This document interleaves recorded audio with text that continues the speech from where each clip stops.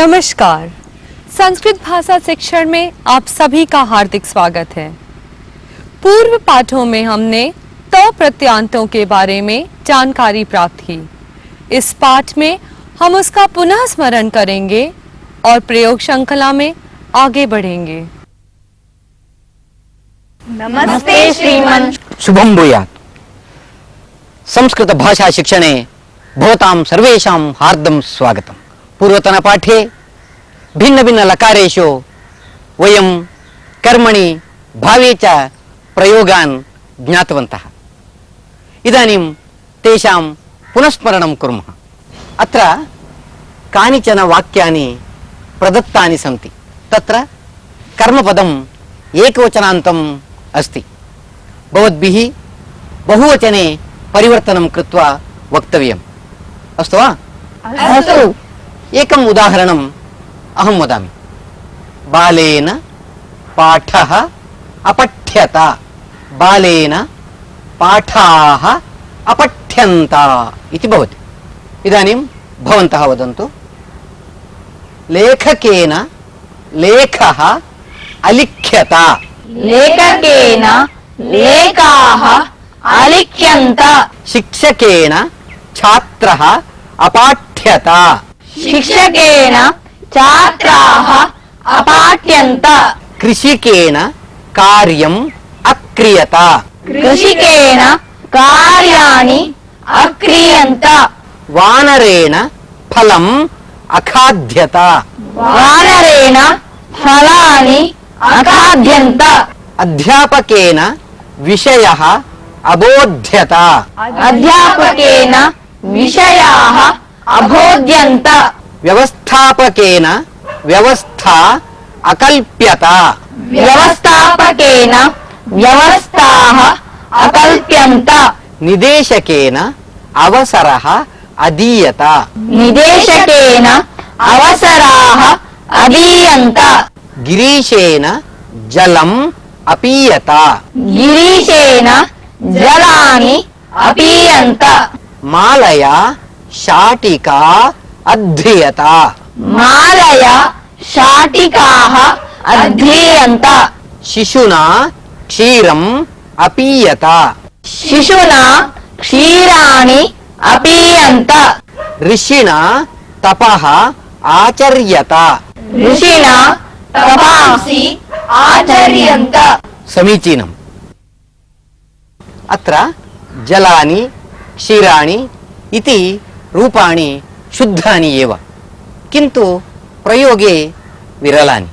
इदानीं वयम् अन्यम् एकम् अभ्यासं पश्यामः। अत्र कानिचन अपूर्णानि वाक्यानि दत्तानि। अस्मिन् पार्श्वे धातवः निर्दिष्टाः सन्ति। भवन्तः तत्प्रत्ययान्तम् उपयुज्य वाक्यानि वदन्तु। बालेन पाठः पठ। बालेन पाठः पठितः। बालिकया पद्यं लिख। बालिकया पद्यं लिखितम्। प्रेक्षकैः नाटकं दृश्। प्रेक्षकैः नाटकं दृष्टम्। सर्वैः भोजनं कृ। सर्वैः भोजनं कृतम्। छात्रेण लेखनी आनी। छात्रेण लेखनी आनीता। शिशुना क्षीरं पा। शिशुना क्षीरं पीतम्। भक्तैः देवः नम्। भक्तैः देवः नतः। रसिकैः गानं श्रु। रसिकैः गानं श्रुतम्। अश्वाभ्यां रथः उः। अश्वाभ्यां रथः ऊढः। गृहिण्या अन्नं पच। गृहिण्या अन्नं पक्वम्। समीचीनम्। अभी तक आपने जो अभ्यास देखा उसमें त प्रत्यांत रूपों का प्रयोग था। इदानीं वयं नूतनम् अंशं ज्ञास्यामः। प्रसादेन पुस्तकं पठ्यताम्, लतया पद्यं गीयताम्, सेवकेन कार्यं क्रियताम्। अत्र पश्यन्तु, प्रसादेन पुस्तकं पठ्यताम्, लतया पद्यं गीयताम्, सेवकेन कार्यं क्रियताम्। अत्र पठ्यताम्, गीयताम्, क्रियताम् इति लोट्लकारस्य कर्मणि रूपाणि सन्ति। इदानीम् अहं लोट्लकारस्य कर्तरि रूपाणि वदामि, भवन्तः कर्मणि रूपाणि वदन्तु। गच्छतु, गम्यताम्, पिबतु, पीयताम्, लिखतु, लिख्यताम्, पश्यतु, दृश्यताम्, जानातु, ज्ञायताम्, पृच्छतु, पृच्छताम्, करोतु, क्रियताम्, खादतु, खाद्यताम्, त्यजतु। त्यज्यताम्। समीचीनं। कविना काव्यं लिख्यताम्, वृद्धेन पत्रिका पठ्यताम्, बालेन चित्रं दृश्यताम्। एवम् एव कर्मणि प्रयोगस्य नियमान् स्मृत्वा एकैकं वाक्यं कुर्वन्ति वा? अस्तु, कुर्मः। भवती वदतु।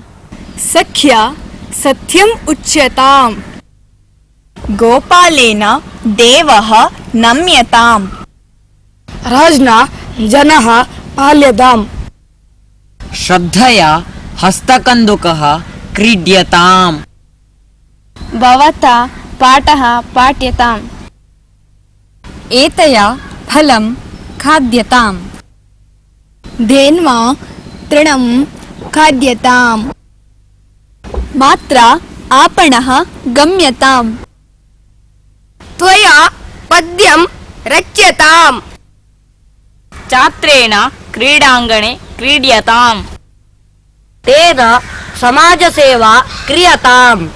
गम्यताम्, पठ्यताम्, लिखिताम् आदि कर्मणि लोट लकार के रूप हैं। कई धातुओं का लोट लकार का रूप अभी तक आपने सुना।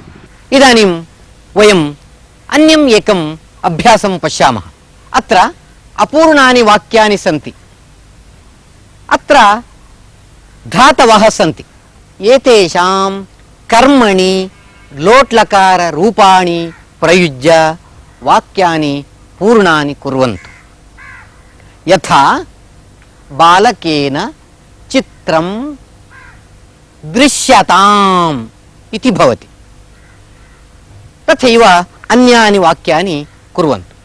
छात्रेण आसन्दः नी, छात्रेण आसन्दः नीयताम्, शिष्येण दक्षिणा दा, शिष्येण दक्षिणा दीयताम्, मया समाचारः श्रु, मया समाचारः श्रूयताम्, चोरेण वस्तूनि चुर्, चोरेण वस्तूनि चोर्यन्ताम्, अध्यापिकया विषयः ज्ञा, अध्यापिकया विषयः ज्ञायताम्, बालिकया श्लोकः स्मृ, बालिकया श्लोकः स्मर्यताम्, निरीक्षकेण प्रश्नः पृच्छ, निरीक्षकेण प्रश्नः पृच्छ्यताम्, गोविन्देन माधवः प्रेष्, गोविन्देन माधवः प्रेष्यताम्, उपाध्यायेन वेदाः बुद्ध, उपाध्यायेन वेदाः बुध्यन्ताम्, मात्रा पुत्रः तर्ज, मात्रा पुत्रः तर्ज्यताम् महोदयेन प्रबन्धाः वच महोदयेन प्रबन्धाः उच्यन्ताम्। मूल धातु देख के लोट लकार का प्रयोग करके वाक्य कैसे बनना है ये भी अभी आपने देखा। इदानीं पश्यन्तु अत्र यत्र यत्र कर्मपदानाम् एकवचनान्तम् अस्ति तत्र बहुवचनान्तं कृत्वा वाक्यानि पूर्णानि कुर्वन्तु। अत्र यत्र यत्र कर्मपदानाम् एकवचनान्तं रूपम् अस्ति तत्र कर्मपदानां बहुवचनान्तं रूपं कृत्वा वाक्यानि पूर्णानि कुर्वन्तु। यथा बालकेन चित्राणि दृश्यन्ताम् तथैव अन्यानि वाक्यानि वदन्तु। छात्रेण आसन्दः नी छात्रेण आसन्दाः नीयन्ताम् शिष्येण दक्षिणा दा शिष्येण दक्षिणाः नीयन्ताम् मया समाचारः श्रु मया समाचाराः श्रूयन्ताम् चोरेण वस्तूनि चुर्। अत्र पश्यन्तु अत्र वस्तूनि इति बहुवचने एव अस्ति अतः चिन्ता नास्ति। कथं भवति? चोरेण वस्तूनि चोरयन्ताम्। समीचीनम्। अध्यापिकया विषयः ज्ञा अध्यापिकया विषयाः ज्ञायन्ताम् बालिकया श्लोकः स्मृ बालिकया श्लोकाः स्मर्यन्ताम् निरीक्षकेण प्रश्नः पृच्छ निरीक्षकेण प्रश्नाः पृच्छन्ताम् गोविन्देन माधवः प्रेष्। पश्यन्तु अत्र माधवस्य स्थाने शिष्यः इति योजयन्तु। गोविन्देन शिष्याः प्रेष्यन्ताम् उपाध्यायेन वेदाः बुद्ध उपाध्यायेन वेदाः बुध्यन्ताम् मात्रा पुत्रः तर्ज मात्रा पुत्राः तर्ज्यन्ताम् महोदयेन प्रबन्धाः वच महोदयेन प्रबन्धाः उच्यन्ताम्। एवं लोट्लकारस्य कर्मणि रूपाणि भवन्तः ज्ञातवन्तः। कर्मणि लोट लकार में एक वचन से बहुवचन में परिवर्तन का अभ्यास अभी तक आपने देखा। मैं समझती हूँ कि अब तक आपको कर्मणि लोट लकार के बारे में सही जानकारी प्राप्त हो गई होगी। वयम् इदानीम् एकं सुभाषितं शृण्मः।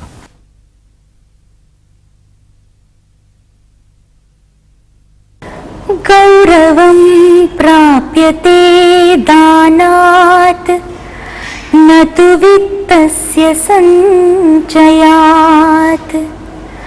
गौरवं प्राप्यते दानात् न तु वित्तस्य सञ्चयात्। स्थितिरुच्चैः पयोदानाम् स्थितिरुच्चैः पयोदानाम् पयोधीनाम् अधः स्थितिः। गौरवं प्राप्यते दानात् न तु वित्तस्य सञ्चयात्। स्थितिरुच्चैः पयोदानाम् पयोधीनाम् अधः स्थितिः। पयोधीनाम् अधः स्थितिः। गौरवं प्राप्यते दानात् न तु वित्तस्य सञ्चयात्। स्थितिरुच्चै पयोदानां पयोधीनाम् अधस्थितिः पयोधीनाम् अधस्थितिः। सुभाषितकारः वर्णयति यत् यः दाता अस्ति सः समाजे औन्नत्यं श्रेयः यशः च सम्पादयति।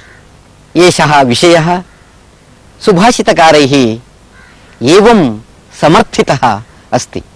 एवमेव यः स्वीकरोति सः अधः तिष्ठति। पश्यन्तु, मेघाः यथेष्टं जलं वर्षन्ति। एषः समुद्रः तत् सर्वं जलं स्वीकृत्य सञ्चिनोति। अतः यः दाता अस्ति सः उपरि तिष्ठति, यः स्वीकर्ता अस्ति सः अधस्तरे तिष्ठति। सुभाषित का अर्थ: धन का दान करने से गौरव बढ़ता है, ना तो संग्रह करने से। मेघ पानी का वितरण करता है, इसलिए वह ऊपर रहता है। समुद्र पानी का संचय करता है, इसीलिए वह नीचे रहता है। तात्पर्य यह है कि हमें धन का व्यर्थ रूप से संग्रह नहीं करना चाहिए, बल्कि वितरण करना चाहिए। ऐसा करने से हमारा गौरव बढ़ता है।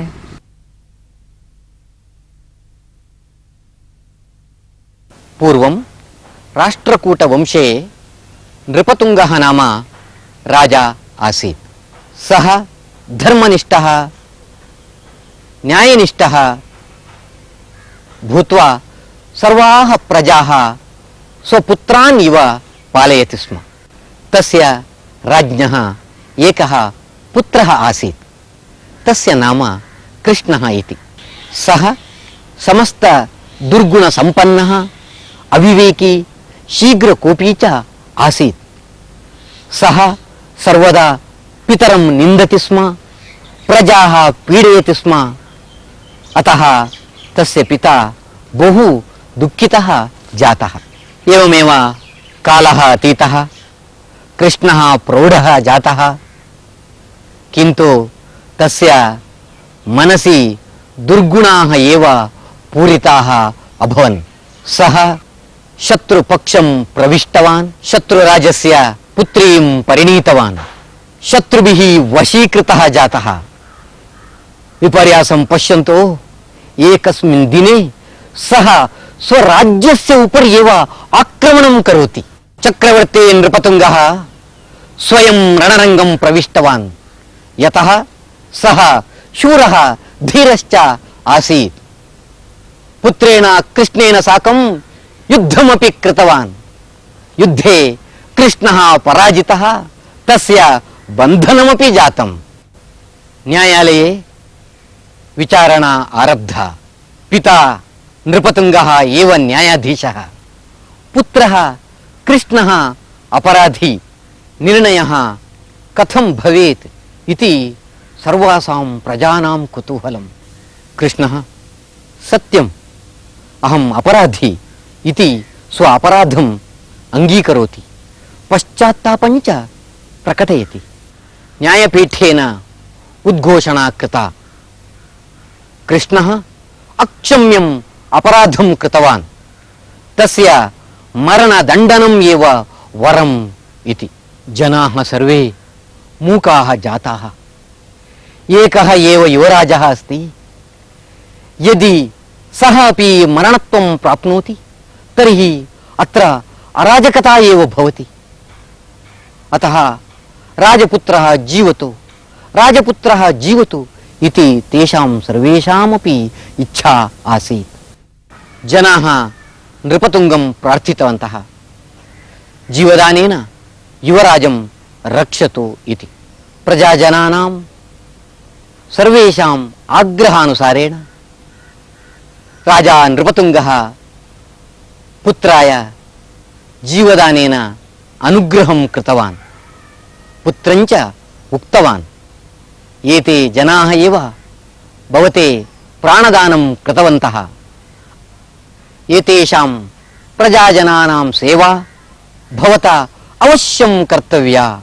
युवराजः कृष्णः तद् अङ्गीकृतवान्। तदनन्तरं तथैव जीवितवान् च। कथायाः अर्थः अवगतः खलु? अवगतः। धन्यवादः। नमो नमः। नमो नमः। इसी के साथ ये पाठ यहीं समाप्त होता है। अगली पाठ में हम फिर मिलेंगे। तब तक के लिए धन्यवाद।